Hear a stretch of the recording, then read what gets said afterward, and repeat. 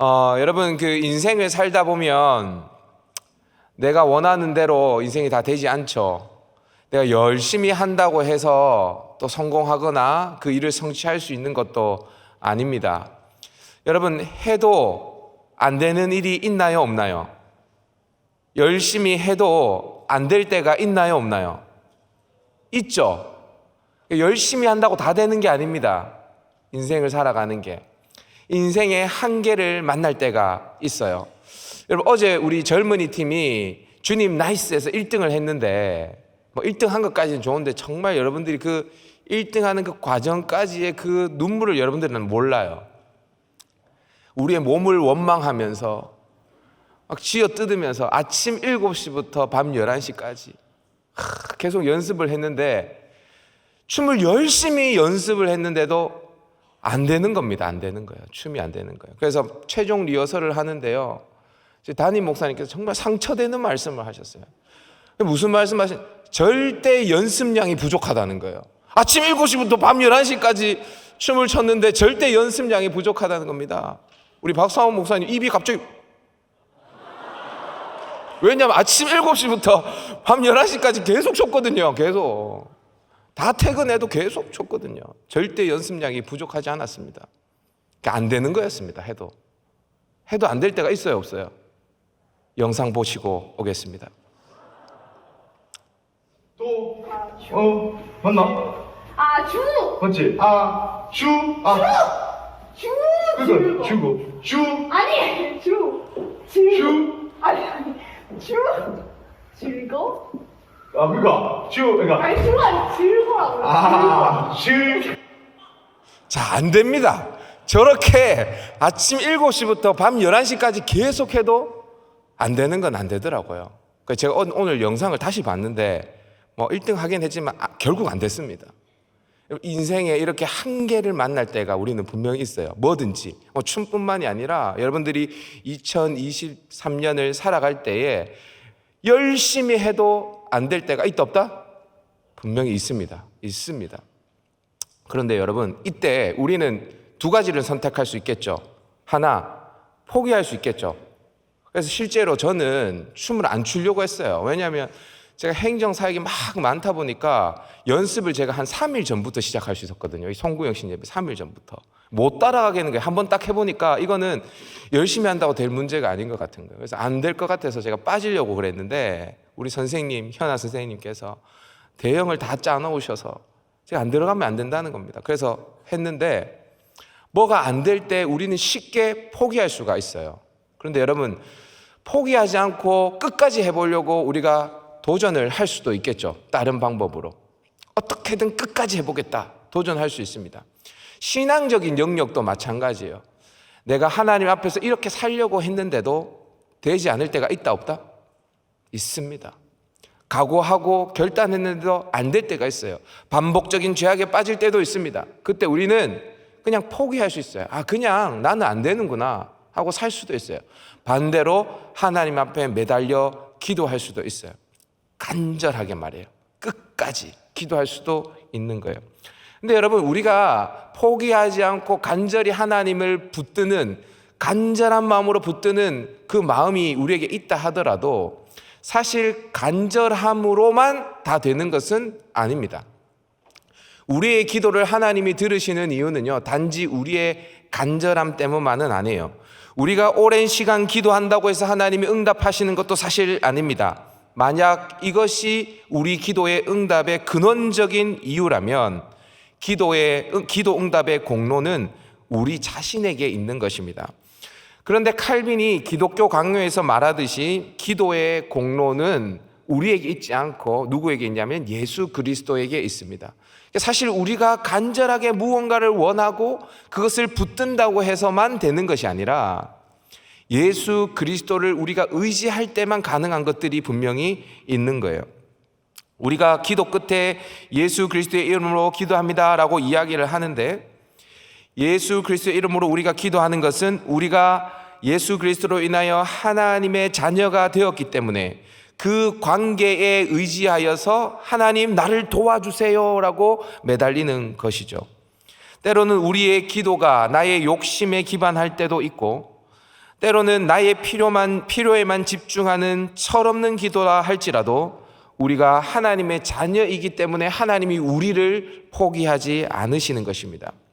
우리가 때로는 포기하더라도 그분이 나를 포기하지 않는 이유 역시 내가 그분의 자녀이기 때문이죠. 이것이 기도의 핵심 중에 핵심입니다.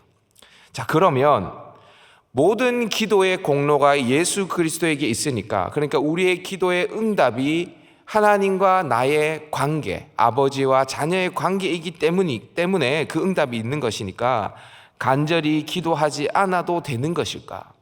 충분한 시간을 들여서 기도하지 않아도 되는 것일까? 어떤 사람은 이렇게 이야기합니다. 우리의 어려운 처지, 또 우리의 필요를 하나님 아버지께서 다 알고 계시지 않는가? 그러니 구태여 간절히 기도하는 것이 어떤 의미에서 보면 쓸데없는 짓이 아닌가라고 말하는 사람들도 있어요. 이 질문에 대해서 칼빈은 기독교 강요에서 다음과 같이 말합니다. 잘 들어보십시오. 우리는 예수 그리스도를 힘입지 않고는 하나님께 기도할 수 없다. 다시요.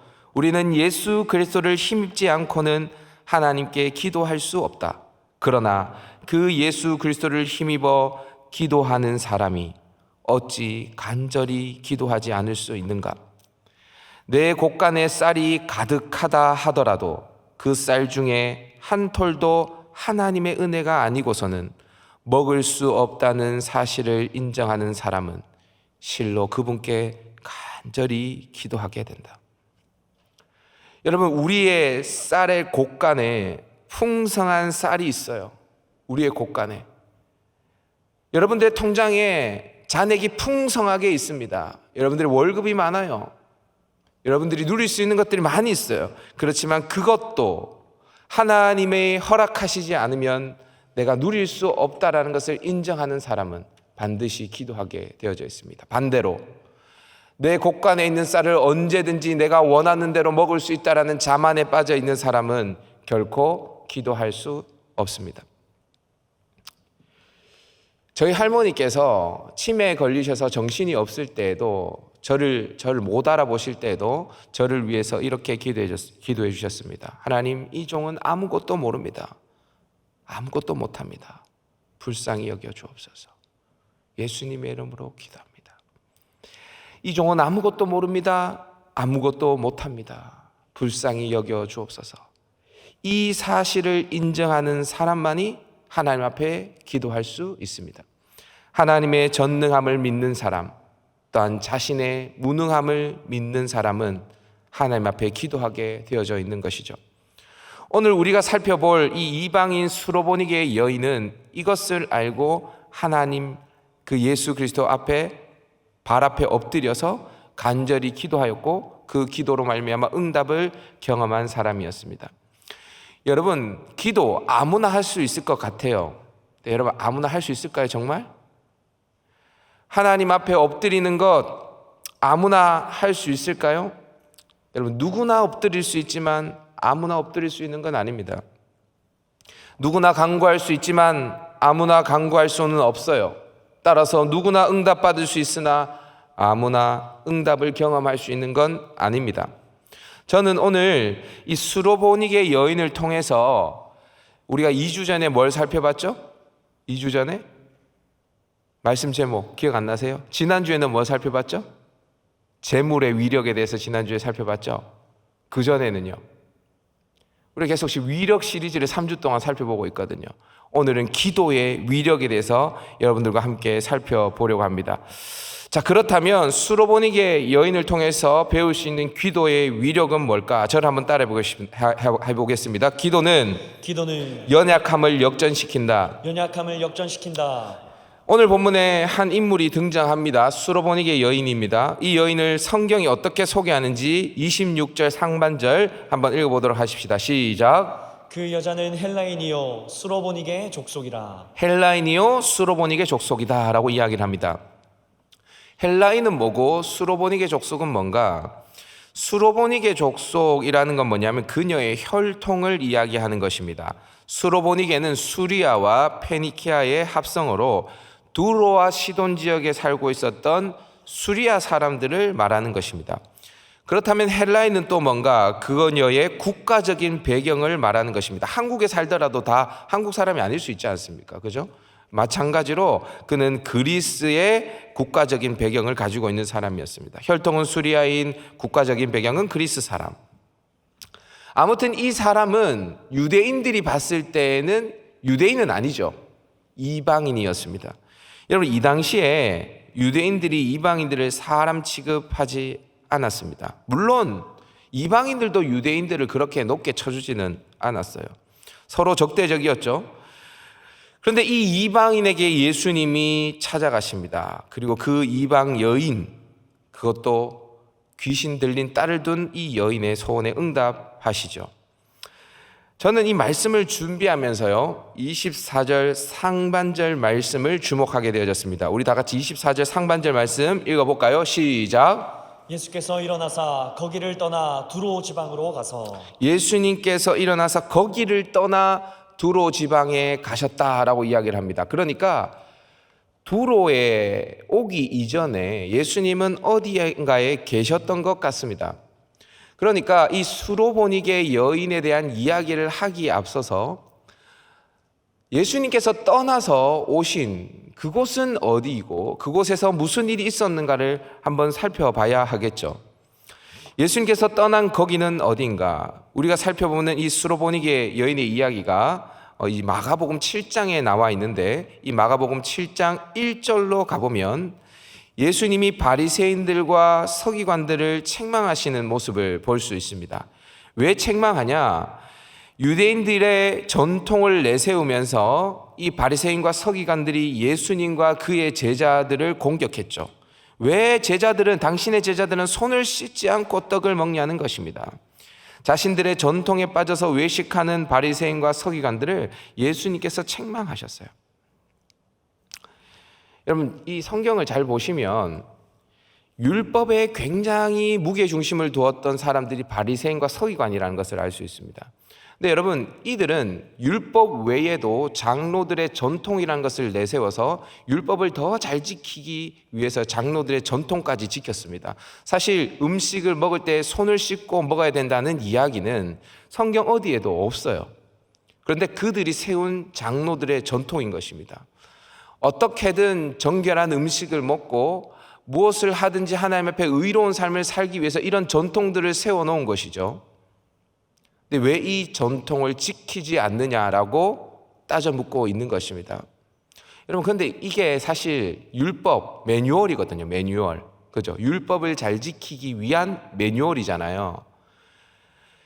당신들은 왜 손을 씻지 않고 음식을 먹습니까? 라고 형제를 비난해요. 매뉴얼을 지키지 않느냐라고 따져 물으면서 형제를 비난하는 우를 범하게 되어집니다. 사실 여러분, 이 율법의 한계거든요. 이 율법 매뉴얼을 잘 지키기 위해서 사실 다른 매뉴얼을 범할 때가 굉장히 많이 있어요. 이렇게 바리새인들과 서기관들이 예수님에게 따져 묻자 예수님이 바리새인과 서기관들을 책망하시는 거예요. 그런데 이 바리새인과 서기관들이 어디에 있었던 사람인지 마가복음 7장 1절에서는 다음과 같이 이야기를 합니다. 우리 다 같이 한번 읽어볼까요? 시작. 바리새인들과 또 서기관 중 몇이 예루살렘에서 와서 예수께 모여들었다가 이 바리새인과 서기관 중에 몇 사람이 어디에서 와서 예수님께 모여들었다고요? 예루살렘에서부터 와서 예수님께 모여들었다라고 이야기합니다. 예루살렘. 여러분, 예루살렘과 두로와 시돈 지역은 지역적으로도 굉장히 대비가 되어지는 지역입니다. 여러분, 예루살렘에는 뭐가 있어요? 예루살렘 한가운데 뭐가 있어요? 처음 듣습니까? 다시. 예루살렘 한가운데, 물론 솔로몬이 지은 성전 무너졌고 스룹바벨이 세운 성전도 무너졌고 이제 헤롯 대왕이 세운 성전이 있지만 예루살렘 성 한가운데는 성전이 있습니다. 그죠? 거기에 하나님이 임재하신다고 유대인들은 믿고 있었어요. 근데 여러분, 두로와 시돈 지역은 어떤 곳인지 아십니까? 두로와 시돈 지역. 여러분, 혹시 구약 성경에 아합이라는 왕을 아십니까? 기억나십니까? 그 아합이라는 왕이 부인을 맞이했는데 이 두로와 시돈 지역을 다스리는 옙바알의 딸 이세벨이라는 여인을 아내로 맞이하게 되어집니다. 이 두로와 시돈은 바알 숭배의 본산지예요. 그러니까 예루살렘은 전통적으로 하나님의 성전이 있는 곳, 하나님을 예배하는 성전, 하나님의 임재가 있는 곳이고, 두로와 시돈 지역은 바알의 본산지다 이 말입니다. 그런데 이 예루살렘에서부터 온 바리새인과 서기관들에게 하나님의 은혜가 임한 것이 아니라 이방 도시에 살고 있는 이 수로보니게 여인에게 하나님의 은혜가 임하였습니다. 율법에 능통하고 율법을 철저히 지키며 조상들의 전통까지 철저히 지켰던 이 바리새인과 서기관들에게는 예수님이 책망을 하시고 이 수로보니게 여인에게는 하나님의 은혜가 임한 것입니다. 참 재밌지 않습니까? 지금으로 말하면 목사님은 은혜를 못 받고 저 교회 밖에 있는 이제 초신자가 이제 갓 교회로 들어오려고 하는 그 성도가 하나님의 은혜가 임하는 거예요. 놀라운 일인 거죠. 여러분 성경을 보면요, 하나님이 자신을 소개할 때 이렇게 소개합니다. 나는 고아와 과부의 하나님이다 라고 소개를 합니다. 하나님 자신이 자기 자신을 소개를 하는데 나는 고아와 과부의 하나님이다 이렇게 이야기를 해요. 그러면 이런 질문을 해볼 수 있죠. 저같이 까칠한 사람은 바로 이런 질문합니다. 그러면 하나님, 아버지 어머니가 있으면 하나님은 나의 하나님이 되지 않습니까? 남편이 있으면 그 남편이 있는 사람의 하나님은 되지 않습니까? 왜 하나님은 고아와 과부의 하나님이라고 자신을 드러내십니까? 라고 질문할 수 있겠죠. 근데 여러분 그거 아세요? 하나님은 항상 편애하는 사랑으로 사랑하십니다. 왜 그런지 아세요? 여러분들 부모님한테 물어보세요. 여러분들 형제가 있어요. 어떤 한 사람은 공부 잘해요. 자기 앞가름 잘해요. 근데 한 사람은 잘 못해요. 부모님이 누구에게 더 마음이 갈까요? 든든하기는 잘하는 자식에게 갈 수 있겠지만 그 아픈 손가락, 자기 앞가림 못하는 그 자식에게 부모님 마음이 더 가거든요. 그래야 어느 정도 균형이 맞기 때문입니다. 하나님의 사랑은 항상 이래요.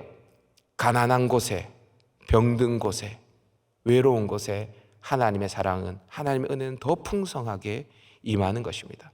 예전에도 제가 여러분들에게 이런 말씀을 드렸죠. 여러분 가난하다고 원망하지 마세요. 왜냐하면 가난한 사람만이 누릴 수 있는 은혜가 따로 있어요. 병들었다고 여러분 너무 슬퍼하지 마세요. 장애를 가졌다고 너무 힘들어하지 마세요. 그 사람만이 누릴 수 있는 하나님이 있습니다. 따로 있어요. 여러분들의 가정의 부모님이 여러분들을 잘 서포터 해주는 부모님일 수도 있고, 이미 여러분들의 가정이 깨어진 가정, 여러분들의 부모님이 부모 노릇을 제대로 할 수 없는 그런 가정에 여러분들이 살 수도 있어요. 그렇지만 그 사람에게 임하는 하나님의 특별한 은혜가 따로 있습니다. 하나님 아버지의 은혜. 하나님의 응답, 하나님의 은혜는요, 연약한 곳에 있습니다. 여러분 제가 새벽에 기도를 하는데 저기 A열 맨 앞자리 저기에 앉아서 기도를 하거든요. 제가 저기 새벽에 기도하면 제 뒷자리에 앉아서 기도하는 목사님의 기도 소리가 안 듣고 싶은데도 들립니다. 막 들려요. 뒤통수에서. 어떻게 기도하냐면 주님만 그래요. 계속 주님만 반복해서 이야기를 합니다. 근데 저는 알거든요. 그 기도가 뭔지. 하나님, 저는 의지할 때가 아무 때도 없습니다. 비빌 때가 아무 때도 없어요. 주님만 의지합니다. 그 기도거든요. 제가 알아요. 여러분 하나님께서 이런 기도 좋아하실까요? 안 좋아하실까요? 좋아하십니다.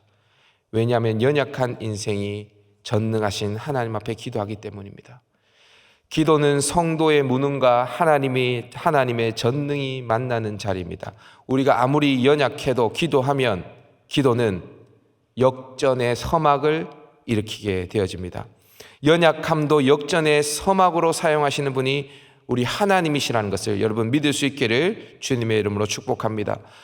또 수로보니게 여인을 통해서 배울 수 있는 기도의 위력이 뭘까? 저를 한번 따라 봅시다. 기도는 절박함도 역전시킨다. 절박함도 역전시킨다. 똑같은 이야기지만요, 이 수로보니게 여인은 연약함을 가지고만 있는 것이 아니라 그 연약함 상황을 넘어서 절박함에 이르렀습니다. 그래서 그 절박함이 그녀에게는 축복이 되었죠. 우리 다 같이 본문 25절, 26절을 한번 읽어보도록 하십시다. 시작. 이에 더러운 귀신 들린 어린 딸을 둔 한 여자가 예수의 소문을 듣고 곧 와서 그 발 아래에 엎드리니 그 여자는 헬라인이요 수로보니게 족속이라.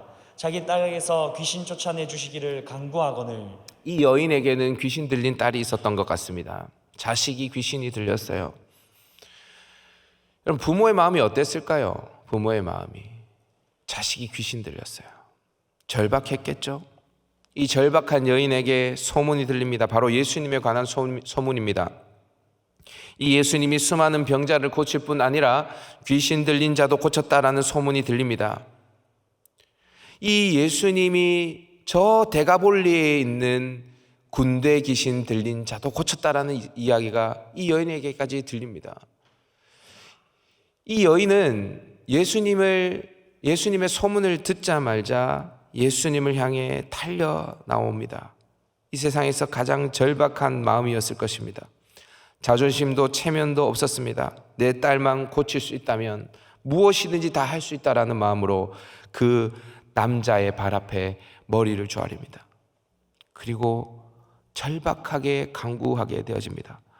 반면 오늘 본문 앞에 등장하는 바리새인과 서기관들은 어떠했을까? 그들의 마음은 어떠했을까? 우리 다 같이 마가복음 7장 5절 말씀 한번 읽어보도록 하십시다. 시작. 이에 바리새인들과 서기관들이 예수께 묻되 어찌하여 당신의 제자들은 장로들의 전통을 준행하지 아니하고 부정한 손으로 떡을 먹나이까? 엎드려 간구하는 수로보니게 여인과 극명하게 대조되어지는 바리새인과 서기관들, 예수님께 따져 묻고 있죠. 이방 여인은 간절히 기도하고 종교 지도자들은 따져 묻습니다. 이들의 태도가 이토록 다른 이유가 무엇일까? 한 여인은 딸을 살려야 되겠다는 절박한 마음을 가졌고, 종교 지도자들의 마음은 자신의 의로움으로 가득 찬 부유한 마음이었기 때문입니다. 그들은 엎드릴 필요도 없고 간절히 기도할 필요도 없었습니다. 이미 모든 것을 가졌기에 이 정도면 신앙생활 할 만큼 한다라고 생각했기 때문에 엎드릴 필요가 없었던 것이죠. 여러분들 어떻습니까? 여인의 마음을 가지고 있습니까? 아니면 바리새인의 마음을 가지고 있습니까? 여러분, 사람들이 왜 기도하지 않을까? 혹자들은 이렇게 이야기합니다. 살만하니까. 기도를 안 해도 살만하니까. 죽을 것 같은 순간, 내가 엎드리지 않으면 내 딸을 살릴 수 없을 것 같은 순간이 오면 엎드리지 말라고 해도 엎드릴 텐데 살만하니까 안 엎드린다는 것입니다. 사랑하는 여러분, 이 시간 여러분들의 심령을 살펴보시기를 바랍니다. 2023년 1월 1일입니다. 올 한 해 여러분들의 힘으로 살 수 있을 것 같아요? 만약 여러분들이 앞이 캄캄하고 보이지 않고 한 걸음도 내딜 힘이 여러분들에게 남아있지 않다면 이 수로보니게 여인의 마음을 가지시기를 주님의 이름으로 축복합니다. 하나님을 향한 절박함. 하나님, 내게도 수로보니게 여인과 같은 심정을 주세요. 하나님 앞에 엎드릴 때에 하나님께서 그 절박한 상황도 역전의 도구로 사용해 주실 줄 믿습니다. 이쯤 되면 이런 질문이 나와야 됩니다. 아니, 도대체 목사님, 기도가 뭐길래 우리의 연약함, 우리의 절박한 모든 상황도 기도로 역전시킬 수 있는가요? 기도가 도대체 뭐길래? 저를 한번 따라해 볼까요? 기도를 믿음으로 간주하시기 때문이다. 믿음으로 간주하시기 때문이다. 기도 이꼴 믿음이에요. 기도 이꼴 믿음. 여러분, 연약하다고 절박하다고 다 기도하는 것 아닙니다. 지푸라기라도 잡고 싶은 심정이 있다 할지라도 진짜 지푸라기라고 생각하면 그거 안 잡습니다. 오늘 이방 여인이 예수님께 엎드려 간구한 것은 단지 그녀가 연약하고 절박했기 때문만은 아니었습니다. 이 여인은 예수님에 대한 소문을 듣고 예수님이라면 내 딸을 고칠 수 있을 것이라는 믿음이 그녀의 마음속에 싹트기 시작했습니다. 이 믿음이 있었기에 예수님 앞에 엎드렸고 강구했던 것이죠. 우리 오늘 본문 27절 말씀을 한번 읽어볼까요? 시작. 예수께서 이르시되 자녀로 먼저 배불리게 먹게 할지니 자녀의 떡을 취하여 개들에게 던짐이 마땅치 아니하니라. 내 딸 좀 고쳐주세요 라고 이야기하는 이 여인에게 예수님의 답변입니다. 자녀로 먼저 배불리 먹게 할지니 자녀의 떡을 취하여 개들에게 던짐이 마땅하지 않다. 여러분, 여기에서 말한 자녀는 누구냐면 유대인이에요. 반대로 자녀의 떡을 취하여서 개들에게 던져주지 않는다. 그 개들은 누굽니까? 이방인들을 말하는 것입니다. 어찌 보면 예수님께서 굉장히 인격 모독에 가까운 이야기를 했는 것 같이 보여요. 그렇죠? 만약 여러분들이 이런 취급을 받았다면 여러분들 어떻게 반응하시겠습니까? 그냥 더럽다고 돌아오시겠습니까? 어떻게 하시겠어요? 이 여인이 어떻게 예수님께 대꾸를 하는지 한번 들어볼까요? 28절입니다. 시작. 여자가 대답하여 이르되 주여 올소이다마는 상아래 개들도 아이들이 먹던 부스러기를 먹나이다. 여자가 대답합니다. 맞습니다, 주님. 맞습니다, 주님. 그런데 상 아래 개들도 아이들이 먹던 부스러기를 먹잖아요. 그 부스러기라도 좋으니 내 딸을 고쳐주십시오. 얼마나 절박합니까? 이 부스러기라도 좋다라는 이 절박함, 애원. 여러분, 이 반응이 사실 인간적으로 이해가 안 될 수도 있어요. 그런데 예수님께서 이 고백을 들으시고 난 다음에 이 여인에게 이렇게 말씀하십니다. 29절 30절 말씀입니다. 시작. 예수께서 이르시되 이 말을 하였으니 돌아가라 귀신이 내 딸에게서 나갔느니라 하시매 여자가 집에 돌아가 본즉 아이가 침상에 누웠고 귀신이 나갔더라. 응답이 많은데 예수님이 이렇게 말씀하세요. 이 말을 하였으니 돌아가라 귀신이 내 딸에게서 나갔느니라. 이 말을 하였으니, 이 말이 뭡니까? 네, 주님 맞습니다. 나는 개 맞습니다. 그런데 개들도 아이들의 상에서 떨어지는 부스러기를 먹지 않습니까? 이 말을 하였으니까 돌아가라는 것입니다. 근데 여러분, 이 말씀의 병행 구절인 마태복음 15장 28절은 이렇게 이야기를 하는데 우리 다 같이 한번 읽어볼까요? 시작. 이에 예수께서 대답하여 이르시되 여자여 내 믿음이 크도다 내 소원대로 되리라 하시니 그때로부터 그의 딸이 나으니라. 여러분 보세요. 예수님께서 이렇게 이야기합니다. 여자여 내 믿음이 크도다 내 소원대로 되리라 하시니 그때로부터 그의 딸이 나으니라. 마가복음에서는 이 말을 하였으니 돌아가라 라고 이야기를 했고 마태복음에서는 보니까 여자여 내 믿음이 크도다 라고 이야기를 했어요. 그러니까 자 보세요. 예수님께서 이 말을 무엇로 간주하셨다는 것입니까? 믿음으로 간주하셨다라는 것입니다. 믿음으로. 여러분, 우리에게 이런 믿음 있냐라는 것입니다. 우리의 기도를 들으시는 하나님이 죽은 하나님이 아니라 살아있는 하나님 여러분 믿으십니까? 그 하나님이라는 건 믿으세요? 하나님이 지금도 내가 기도하면 들으신다라는 것을 믿으세요? 그분이 작정하시면, 그분이 사인하시면 내 인생의 어떠한 장애물도 다 무너진다라는 것을 여러분 믿으십니까? 이 믿음이 있다면 왜 엎드리지 않겠습니까? 왜 다른 것을 의지하겠습니까? 하나님의 응답은 믿음이 있는 곳에 반드시 임합니다. 우리의 상황이 어떠하든 사실 상관이 없습니다. 우리에게 믿음이 있다면 산을 옮길 수 있습니다. 하나님은 우리의 생각처럼 그렇게 작은 분도 아니고 시시한 분도 아닙니다. 여러분들이 가지고 있는 어떤 문제보다, 여러분들의 처한 상황보다 크신 분이 바로 우리 하나님이십니다. 이 하나님께 믿음으로 간구하면 내 상황에 상관없이 하나님은 우리에게 역전을 허락하시는 것입니다. 오늘부터 갈릴리는 매월 첫째 주 주일 소그룹 후에, 그러니까 오늘이죠. 매월 첫째 주 오늘이죠. 주일날 소그룹 후에 불꽃 사명 기도회를 다시 시작합니다. 코로나 동안 잠시 중단되었던 매월 한 번 있는 불꽃 사명 기도회 다시 시작하는데요. 여러분, 여러분들의 인생을 위해서 누가 기도하겠습니까? 그냥 저한테 기도해달라고 하지 마세요. 저는 제 기도하기 바빠요. 여러분들 자신 기도 여러분들이 하셔야 됩니다. 제가 솔직하게 말하면 갈릴리 모든 지체들 다 기도 못해요. 제가 정기적으로 하는 사람 16명의 함장들, 그리고 우리 갈릴리 11명의 임원들, 우리 갈릴리 사역자들 이렇게밖에 제가 정기적으로는 못해요, 솔직히. 여러분들의 기도는 여러분 자신이 하세요. 꼭 그런 사람도 있죠. 내가 내 기도는 하지 않으면서 기도 부탁만 하는 사람들. 왜 기도 부탁을 해요? 내가 내 기도를 하는 거죠.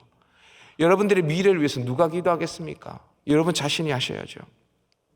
여러분들의 부모님과 여러분들의 가정을 위해서 누가 기도하겠습니까? 여러분이 하셔야죠. 여러분들이 속한 소그룹과 함대를 위해서 누가 기도하겠습니까? 내가 하는 것이죠. 우리의 삶이 연약합니까? 절박합니까? 그래도 괜찮다니까요. 우리가 믿음으로 하나님 앞에 나아가면 괜찮다니까요. 근데 여러분, 여러분들의 삶이 연약하지도 않고 절박하지도 않아요. 근데 여러분 기도도 하지 않아요. 언젠가 절박해지는 순간이 옵니다.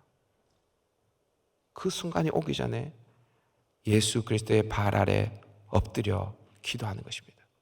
이 기도의 위력을 날마다 경험해야 하는 거예요. 제가 며칠 전이었어요. 이번 주였는데 이 송구영신 예배를 준비하면서 연말 사역들을 막 헤쳐나가면서 이 설교까지 준비를 하려고 하니까 제가 이번 주는 평균 수면이 하루에 한 3시간? 거의 막 이 몸살이 오고 제가 이게 온도를 재보니까 39.2도까지 올라가는데 쉴 수가 없어요. 병원 갈 시간도 없고. 그런데 어느 날 이제 새벽 기도를 와야 되는데 이거 오고 싶지가 않는 겁니다. 왜냐하면 아침에 일어났는데 여러분 그 증상 아십니까? 이렇게 심장이 막 이렇게 벌렁벌렁 거리는 거. 이게 막 너무 빨리 뛰는 것 같고 그래서 이거 가면 안 될 것 같은데 그래서 자려고 하다가 그래도 가야지. 우리 동역자들도 다 나처럼 힘들 텐데 그래서 갔어요. 그래서 저 자리에 앉아서 기도를 하는데 첫 번째 기도가 제가 다 말할 수 없지만 우리 교역자실 안에 한 전도사님 어머니가 지금 말기암으로 투병 중이세요. 그 전도사님이 너무 힘들어하는 거예요. 한번 생각해보세요. 엄마가 말기암으로 오늘 내일 하는데 춤춰야 돼요. 얼마나 힘들겠어요, 여러분? 얼마나 힘들겠어요. 그래서 제가 그 전도사님 마음이 갑자기 하나님이 저한테 부어주셔서 간절히 기도를 하는데 하나님이 제가 39.2도까지 저도 막 오한이 오고 막 이렇게 몸이 아픈데 하나님이 저한테 막 은혜를 부어주시는 겁니다. 육체적인 힘도 주시고 기도를 하는데 열도 내려가고 등도 너무 아파서요. 등이 막 너무 아파가지고 제가 계속 두드리고 있었거든요.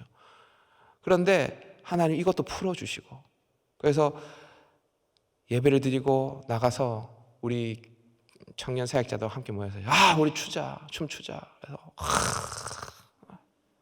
그래서 얼마나 잘 되든지요. 그 하루가 제가 무슨 이야기를 하냐면요. 하나님이 우리에게 살 수 있는 힘을 기도를 통해서 주십니다. 우리의 힘으로 이 세상을 살아갈 수가 없어요. 기도는 위력이 있습니다. 왜냐하면 하나님 의지할 때 하나님이 그 인생 가운데 임하시기 때문입니다. 1월 1일 무슨 말씀으로 여러분들과 함께 나눌까 고민하다가 이 말씀을 함께 나눈 이유는 올 한 해 내 힘으로 살아가는 삶이 아니라 철저히 하나님의 전능함을 덧입고 살아가기를 결단하는 저와 여러분이 될 수 있기를 주님의 이름으로 축복합니다.